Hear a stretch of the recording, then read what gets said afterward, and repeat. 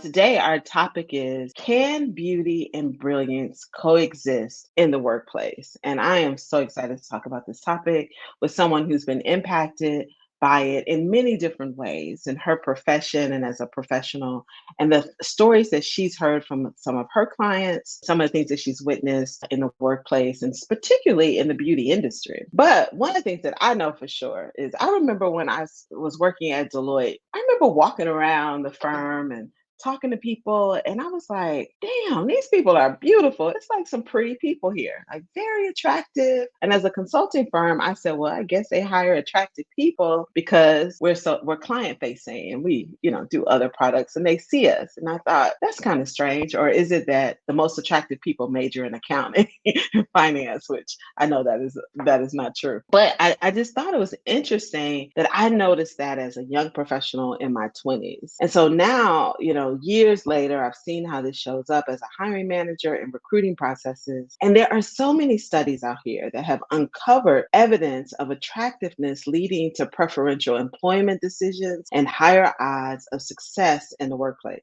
Studies observing the effects of attractiveness bias, or what I call beauty bias, during mock and real world interviews found that attractive candidates are more likely to get a position than less attractive peers, despite near identical qualifications and skill sets. Not only are more attractive candidates more likely to get hired, but they are also more likely to command higher wages. So if you're pretty, you're more profitable in your income and negotiations, probably even as a business owner. Salespeople, right? That willing and dealing, we get caught up in the attractiveness of our salesperson. So we also find that attractive applicants earn 10 to 15% higher salaries than their equally skilled colleagues, totaling an estimate of $230,000 or additional dollars by the end of their career. There is a steep price to pay for an unchecked hiring bias, right? So have you witnessed this in your workplace? Do you see it for yourself that maybe you have had some additional advantages in your career or opportunities present themselves to you, or maybe being even taken along to a meeting? Oh, that happened to me. I remember I was working with this politician in Atlanta. He was running for office, right? He was a politician, and he was having a hard time getting someone to do something he wanted them to do, but there was like a constituent, but I think it was like a business type relationship. And he was like, hey, I need you to come with me. It was like I was this token of, hey, he'll be nicer if there's a woman in a room, someone who's attractive, you got great legs, that kind of thing, which is really, really gross. However, or cringe, I think is what we say now, really cringe. But it happened. And I've seen it happen with people. I've seen it happen with others. So, these are the kind of things that are impacting the work that we do. I do as a consultant, like kind of addressing this as an issue for people in the company. And so I want to bring up our guest, and I'm so excited to have her with us. Monaè, are you there? I'm here. Hey, so Monaè has joined us, our guest here to join us on this really dynamic topic about how can beauty, or if beauty and brilliance can both coexist in the workplace, is our special guest, Monaè Everett. Monaè, please introduce yourself to our guest and share with us a little bit about your story. Hi, Jeannine. Thank you so much for having me. I love your show. So excited to be here today. I'm Monaè Everett. I am a celebrity hairstylist, author, educator, and speaker. And I love this topic of unconscious bias. During my over 2 decades working with very well-known singers, actors, actresses, working with a lot of top international brands, I have seen where beauty bias goes into effect. I have witnessed how people are perceived differently depending on how they show up, how attractiveness really plays into the way you are perceived. To your earlier point of being taken on meetings because you were expected to be the beautiful token, that is something that's really real. And I see it happen all the time. I see the positive effects of people making more money or getting better contracts. And I see the negative effects of people feeling as though they can't get ahead because they don't meet that normal beauty standard. It's interesting. Before we started recording, I was thinking about some of the negative things that I remember from my childhood that people were saying. So I was not considered the cute girl when I was a kid. And then, boom, I blossomed when I went to college. Well, But they must have been blind. but I remember comments like the dumb blonde. I remember the stupid jock, right? He's athletic, he's Yeah. handsome and popular, but he cannot be a good student, right? I Mhm. remember these sorts of things like, oh, if you're pretty, you're not smart, or if you're pretty, you can't do this, or if you're not as attractive, you're not, you must be mean. And there's all these negative characteristics tied to that. If you had darker skin, regardless of race, right? If you were a darker skinned Asian person or Hispanic and Black person, all of these negative things, white people coloring their hair from their natural color of maybe a darker brown or brunette to blonde because it was seen to be more attractive. And so all of these things I remember from my childhood, I had no idea, Monaè, that it would make its way into the workplace. Like, was I being naive? Well, we're all naive when we're younger, and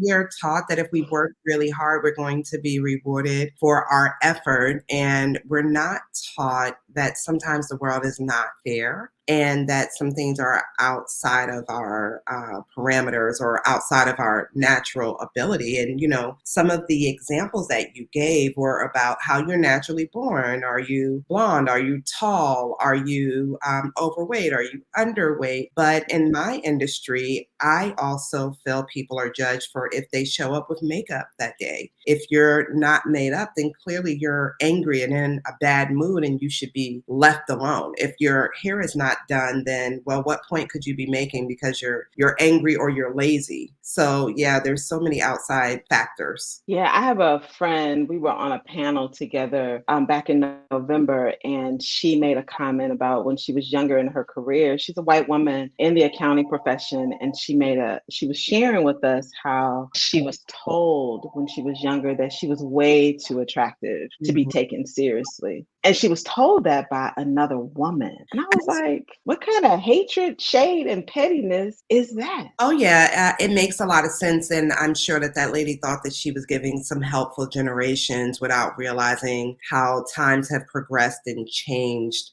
over the decades. But yes, I've definitely seen that happen where you're speaking and your audience is so mesmerized that they're not paying attention to anything you say, and it's really about the beholder's opinion of your beauty, because I've seen on the other side where if you're not dressed at all or if they don't consider you to be attractive at all, then they'll also ignore you. So I guess you just can't win. Yeah, it's about finding your sweet spot and your level of confidence and where you can land at consistently. Yeah, there's a lot of ups and downs to that part. And what's most important should be what you're actually saying, the point you're getting across, what you're bringing to the situation. No one should have to deal with wondering, am I pretty enough to be heard, or am I too pretty and they're ignoring me? So that goes right into what we're talking about. Can beauty and brilliance coexist? And this is why for so many generations of workers, they've thought it was separate. But I'm happy that the younger generations, the millennials especially, and younger, are really putting their foot down saying, no, I'm going to look the way I want to look in the workplace, and you are going to respect what I contribute. Yeah, I agree with that.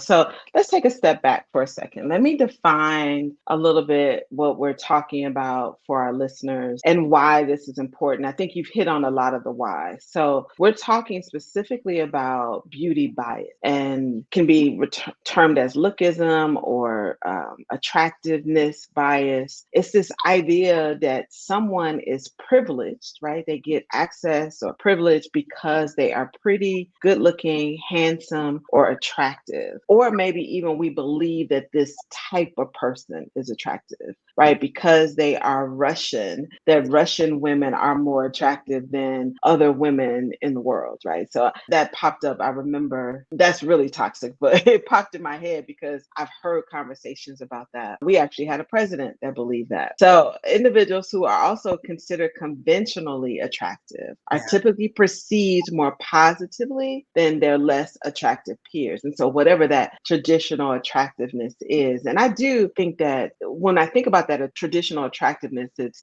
high cheekbones, small, slim nose, the shapes of the eyes. And we hear that in a lot of different cultures. I do think that inclusion and diversity, equity, and inclusion in the beauty industry has maybe positively contributed to some of our narratives around what traditional beauty is, because we see more examples of the types of women, right? We see more women that are more full figured in ads and magazines. And so I think we've come a ways in that. However, you are in the beauty industry. You've seen some things that a lot of us may not even be aware of. And so, Monaè, I want to give you the opportunity now to just kind of share with us, like, what are some of these stereotypes that women and maybe even men are running into from head to toe? What is really happening that we might not even realize is in our subconscious? Oh, yeah. The beauty industry is a part of culture, so we take our cultural biases into it.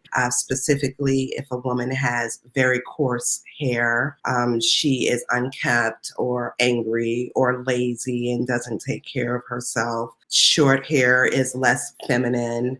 Dark skin is unattractive. Overweight can mean lazy. And of course, I don't agree with any of these stereotypes. These are all things that we're fighting to change. On white women specifically, dark hair being unattractive or matronly on them, it's always a focus towards lighter, blonder hair for them. But also, they like to detract away from red hair because that comes with other cultural biases that have been going on for generations about redheads being untrustworthy and other synonyms for that. We judge people when we first look at them. And these are things that we absolutely need to get away from and stop doing. It can really affect a person's, not only their career path, but their ability to feel like they belong in a corporate structure. And that can affect the bottom line of the corporations. Yeah, I was doing some additional research on this topic, and one of the things that I saw in corporate structures is that when a person happens to be the CEO or in a chief role or very senior leader in their organization, they tend to be tall, they Yeah, tend to be blonde, yes. or have lighter color hair. And Mhm. this is before the hair turns gray. So have lighter color hair. And I think Malcolm Gladwell talked about this as Oh, yeah. well in one of his books about the bias of someone who's taller being, more athletic, more seen as a leader, and all of these things. And I know I've been on the privileged side of that. I am probably more taller for a woman, still short in my family maybe, but taller for a woman, which I was always selective, early on when people were picking teams around sports and athleticism, those sorts of things. And I think also just, and it plays into a lot of things, right? You might communicate better. You are, just more likely to be more fun on the team, even if they don't think you're smart. And so when I saw that most executives and senior leaders were in those roles, what do you think the impact that has on identifying candidates and finding candidates? Are people sitting around saying, well, we want to make sure that they're tall and they're attractive? I don't think people orally say, I want to hire someone who is tall and attractive. I think they want to cash in on the privilege that that person has and the access that that person has. I speak quite often to my clients about how beauty is aspirational. So many of the times when we're thinking of beauty, we're not thinking of the person who looks just like us or who's in our family or our friend. We're looking at someone else and saying, oh, I wish I had their height. I wish I had their waistline. I wish I had their hair. I wish my hair was thick like theirs. I wish it stayed in place. I wish that I had no pores on my face like the woman in the photo because I have textured skin. So I think Mhm. hiring employees and they see someone that's new to them, they're mesmerized and they're like, well, this person is so together. They look so good. And I know our clients are going to love that. I know the people who watch on TV are going to love that. I know even if I put this person in the front of the restaurant, it's going to be more inviting to customers. Yeah, you're right. You see that in hostesses. Oh, I hadn't even really thought about that part. So you do customer facing when you're at a hotel, the folks that greet you at the front when you walk in. Yeah, you know what? Those are really great points. I remember being in Dubai, and they were saying how different roles, depending on how dark your skin was, you were in these different roles. And all the people, men that worked behind the desk when we checked in, they were all lighter, a more lighter brown and thick hair, like a head full of very thick hair, young and youthful. So I think, yeah, you're spot on with that. So I think one of the first things I want to do is go back to what you said about when people are asked to describe what beauty is, they don't pick themselves or someone in their family. We're always looking outwardly. Yeah. I never thought about that. We're going to describe, oh, if I think this woman is pretty, I'm not going to say, oh, it's my mom and she's so beautiful because she has these amazing eyes and high cheekbones. And I'm going to say, oh, it's Halle Berry or it's, some other celebrity or entertainer, Rihanna, like, oh, she's pretty. And I don't think a lot of us realize that we do that. Well, the average person may not realize you do that, but I have extensive experience in that part of the industry, and we realize that the average person does that. So when I'm working with my clients, we're doing things with their hair and makeup that the average person is not going to do. A really small example that just jumped into my head is short haircuts. When short haircuts go in and out of style, the average everyday woman, when her hair is cut short, it's cut really short, but they pull out a picture of a celebrity and say, I would like my hair like this celebrity. And what they don't realize is most of the time, the celebrity's haircut is much longer and it takes a lot more maintenance that they can afford because they have artists there. We know when we pick these cuts for these ladies and gentlemen that the regular public is looking at them saying, I want my hair like theirs. But most of the time they're unable to achieve that look. That's interesting. A sales rep, I am still trying to achieve a look of someone who was on the red carpet at the Grammys as my everyday look because I'm associating that glamour to myself. Like I want to do that. Is that what you're saying? Absolutely. Absolutely. You're looking outward and saying, look how beautiful they are. Look how the rest of the world reacts to them. Look how people online clamor over them. Clearly, that is beauty, and I need to try to make myself look like them. So you could just be doing accounts payable or be the nurse, and we're all still wanting to be viewed. And I think a lot of that is positive, right? There's a lot of that. We want to show up, we want to look our best. But then I think there's the other part of how it becomes very toxic in the workplace. And so, you are a stylist, a celebrity stylist, and you've been in this business for a very long time, very successful. But you are also out here evangelizing your clients and companies around diversity, equity, and inclusion in the work that you do around DEI and belonging. How are you balancing this conversation related to beauty bias in the work that you do? I balance it because I have been in that industry for over 20 years. But before starting in beauty, I studied communications and sociology. So I feel like that always gave me another viewpoint. I thought the world was quite a bit more friendly than I've seen it be lately. So I started noticing so many things going on the sets that I was on. So many conversations where they're looking for certain types of beauty, where they'll only hire certain types of beauty, or where the celebrities that I'm working with are forced to conform to certain standards that they don't consider beautiful, but they know that they won't get hired for roles. They won't get ahead in the business that they're in if they don't conform to these ways of beauty. Then I started noticing how it was affecting different audiences, whether it's the person looking at them and commenting on my social media, or the way that celebrity felt having to change the core of how they look in order to be perceived as beautiful and get more jobs and opportunities. It's a pretty well known, documented fact that the lighter skin you are, the more likely you are to be successful, that the looser curl that you have in your hair, the more likely you are to be successful and taken seriously. You're not considered as abrasive as someone with very coily hair and darker skin.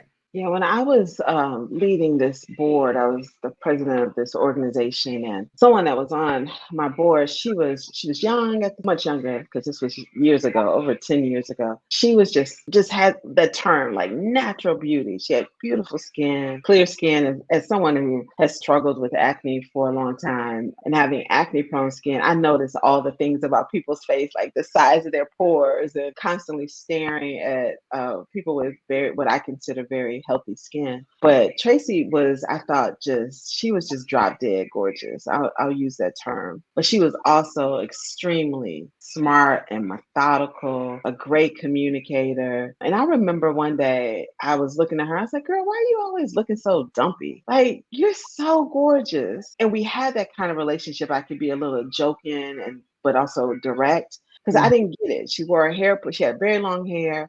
She wore her hair pulled back in a bun. She's in her 20s, wearing her hair pulled back in a bun, these weird cardigans, just looking like not what I expected. But she worked in consulting in a place, again, where I say they hire all the pretty people. And I remember Tracy looking me in the eye and she said, Jeannine, whenever I wear my hair down and I wear makeup, people do not take me seriously. All they talk about is how I look. And that was the first time I had ever heard anybody actually say that out loud with so much frustration and grief. And so it's a real thing. It absolutely is. I worked with a singer, very, very popular singer, so I won't say their name. But when they first came out, they literally performed in silhouette, and all of their images were silhouette. They never showed their face. And their reason behind that was, I want people to hear my voice. I do not want them to base it on my looks. Now, this is a stunningly beautiful woman, but she understood her power and she understood how it could be used against her. I've seen this play out in multiple different ways. Can you share a little bit more of some things that, even as hiring managers, what should we be aware of when we get tripped up in beauty bias? You have made it to your position to be a hiring manager because you have a respected opinion. The assumption is that you are going to judge people based on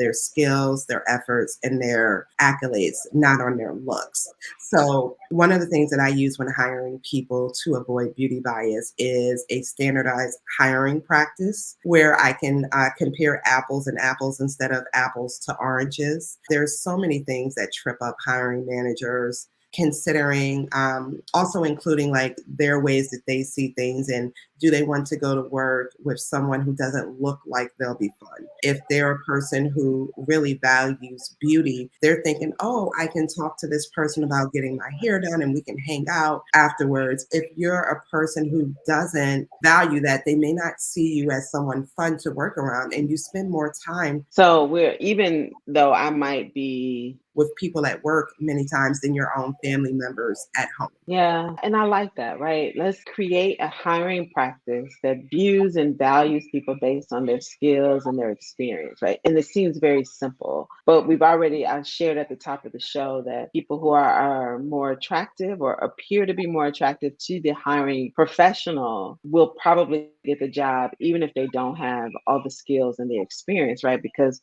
of privilege, and we want to spend time with them and be around them. And so we don't even know that we've gotten caught up in this beauty bias black hole, to speak, right? This whole phenomenon around we're going to hire the most attractive candidate. We might not say it, but we definitely unconsciously do it. Or maybe we even consciously do it. We want a team that looks a particular way. So we do that. Can you share from your experience what the most important lesson you've learned about coexisting beauty and brilliance in the workplace? We use beauty, we use that word and we liken it to what you look like.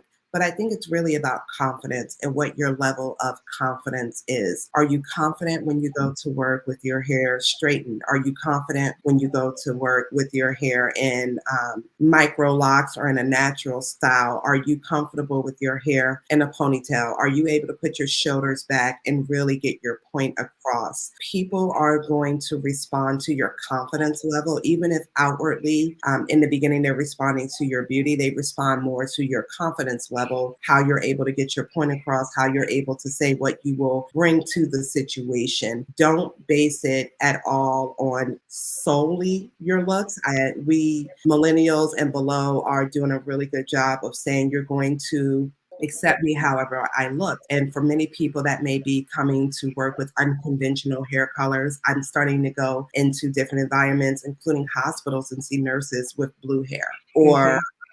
redheads not coloring their hair any further, or my personal favorite, seeing so many women with natural hairstyles or even more Afrocentric hairstyles and head wraps and things of that nature. Our Muslim sisters, I'm seeing them in so many more positions with their hair wrapped, including police officers. I think gone are the days where it's okay to judge people solely on their looks, and people have to show up authentically themselves. Yeah, I think for us to create a more better society and to rid our workplaces of this toxicity around difference, we have to understand why. Like, why is her hair covered? And I think it's okay to understand that and respect it, so we have a better understanding with the women and men that we work with, because we never question a Jewish man, right, when he is honoring his culture in his traditional head covering. But we will a woman